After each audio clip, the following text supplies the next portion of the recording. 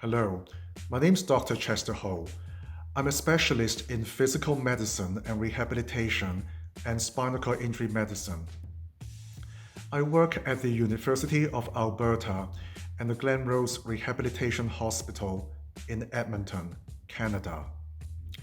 Welcome to SCI Everything. You can see this on YouTube or listen to it on your favorite podcast platform. In this episode today, we will talk about a topic that is especially relevant during this COVID-19 pandemic crisis when medical supplies may run out.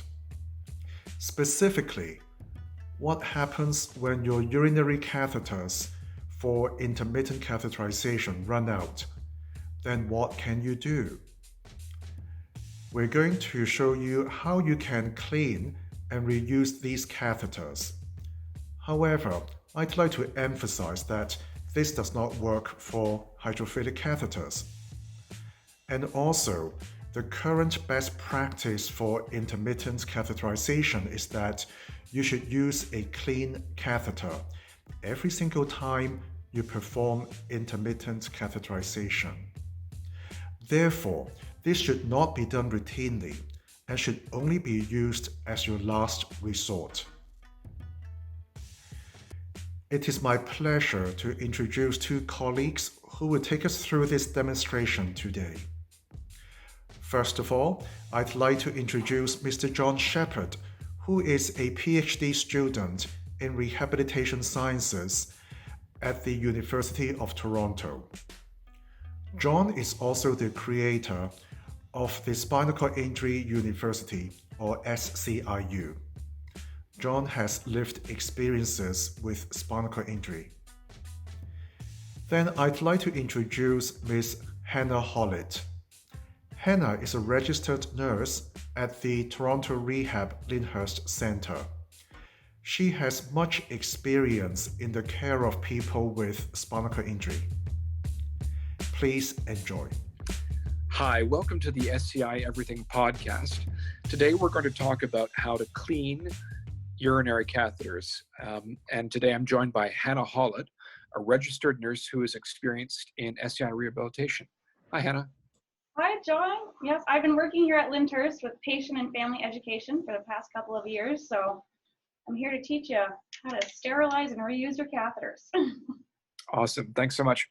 So a lot of people like me use intermittent catheters on a regular basis.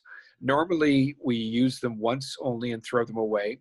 But today we're going to look at how in exceptional circumstances, if people need to reuse their catheters, they can clean them safely. So Hannah, what are the steps to go through to do that? Perfect. So so this is for intermittent catheters, so your ICs, your in and out catheters. We just don't want to clean and reuse your Foley catheters. Those are a one-use catheter that should be changed once a month. So leave those out of this and just for your intermittent catheters. So once you use your catheter, you're going to rinse it off thoroughly, just in the tap, at least 10 seconds. You want to make sure you get that lubricant off the end, that if there's any sediments in your urine, that gets rinsed out. We use warm water, doesn't matter the temperature of water you use. Some people, if they have a syringe at home, like a 60 ml syringe, they like to use that to kind of add some extra pressure and flush through the catheter. You want to make sure that the water's coming out of the holes at the end, the lumens of the catheter. So once you've rinsed off your catheter, you're going to put it into a reusable freezer Ziploc bag. And we want you to use a freezer bag because of the thickness of the plastic. You find if you're just using a sandwich bag, it's going to melt. So you have your rinsed off catheter, you're going to place it in your Ziploc bag, and you want to place it so it's just sitting nicely. It doesn't need to touch itself, because if it touches itself, we risk melting it. And then you're going to seal up your bag and put it in your microwave. And you want to make sure it's a clean microwave.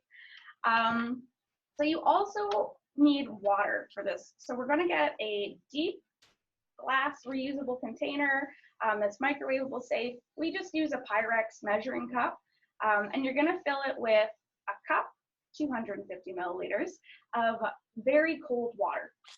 We've used hot water before and the catheter has melted. So we've even added ice to get it nice and cold.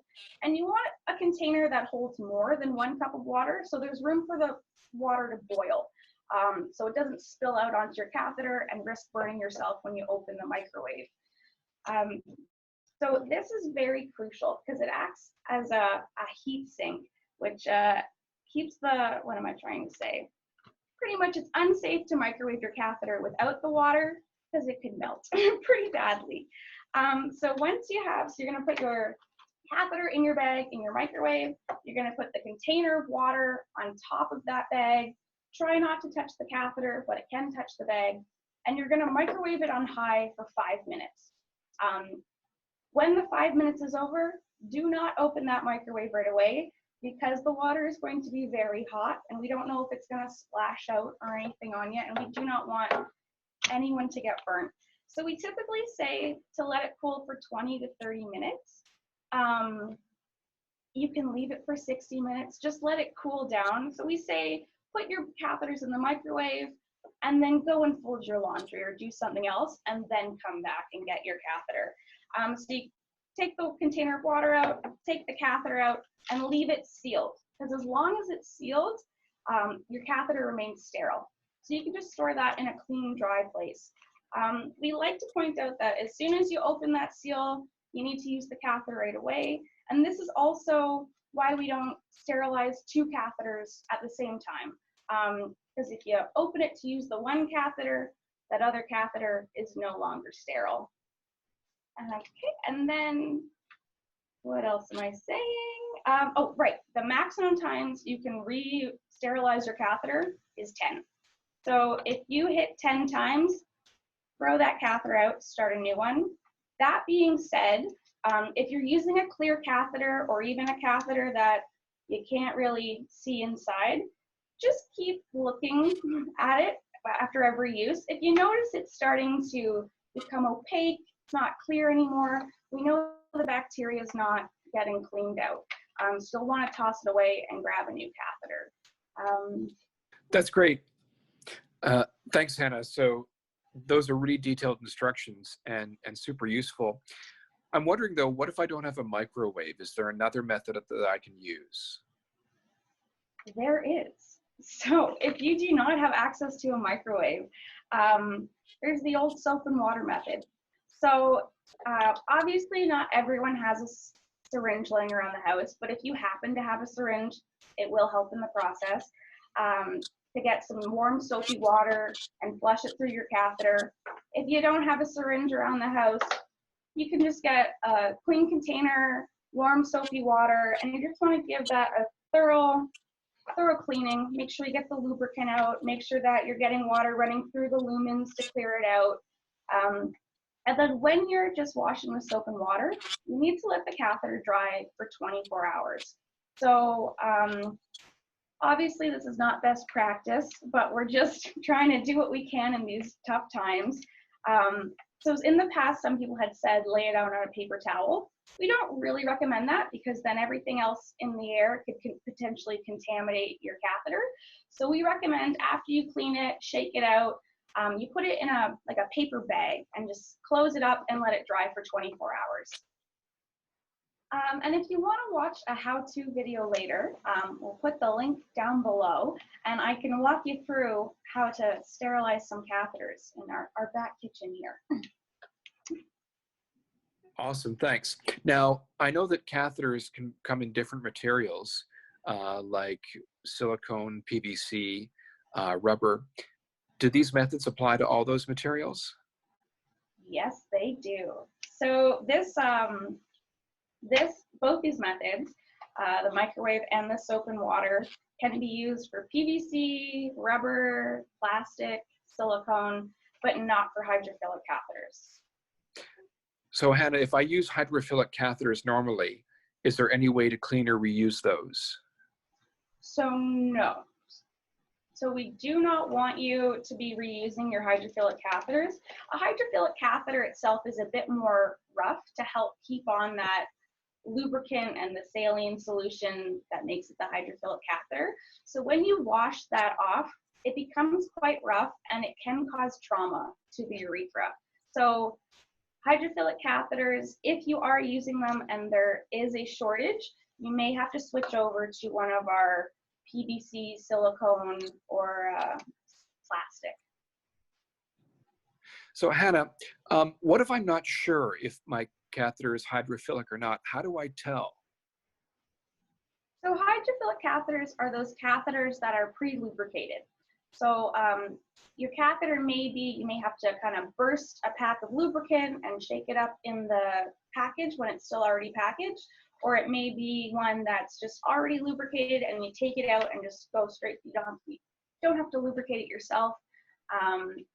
And a lot of the more travel-friendly catheters, the ones that have bags attached or the ones that come in the nice little compact containers, tend to be hydrophilic, so keep that in mind as well. Hannah, what should I do if I'm not able to sterilize the catheter right after using it? Yeah, so a lot of our patients who are going to appointments or have to go to work and they have to do a catheter on the go, but don't necessarily want to sterilize your catheter in the staff room microwave.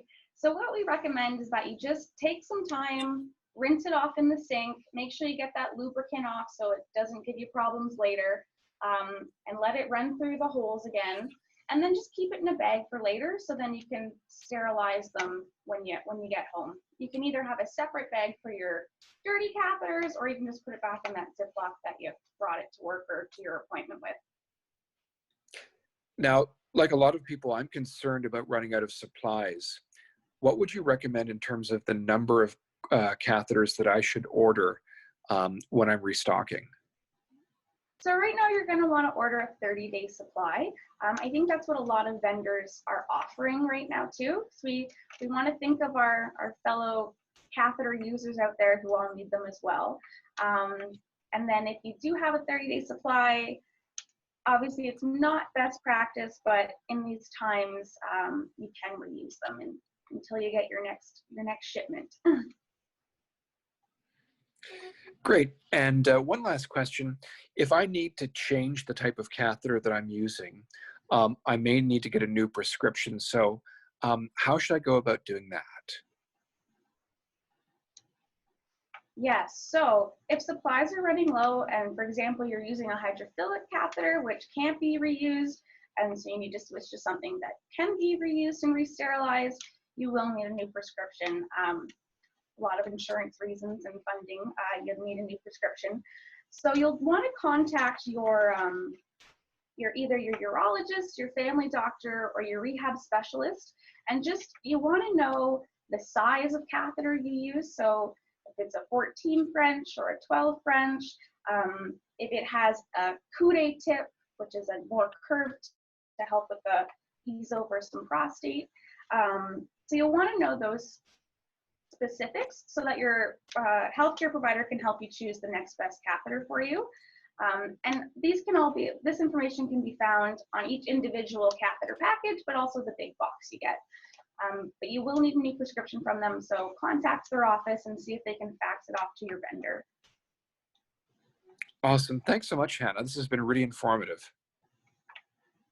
Perfect. Thank you. So just once again, we have been talking about catheter sterilization and reuse. And this is SCI Everything. And you can watch us on YouTube or listen to us wherever you listen to podcasts, and links below to our podcasts, our podcast links. But yeah, thanks so much and stay safe, everyone. And just a safety note, just because we're reusing doesn't mean that we are decreasing the frequency of our catheters or ICs. So we still want you to be doing your ICs every 4 to 6 hours and keep cleaning those catheters. Some people might think, oh, I need to preserve catheters, but we don't want any risks of UTIs to increase. So keep up the frequency, just keep cleaning in between. And then also a reminder that this is not our best practice and this is not what we typically recommend, but with these tough times right now, there may be some shortages in the future and you may need to re-sterilize your catheters just to keep up with the appropriate frequency.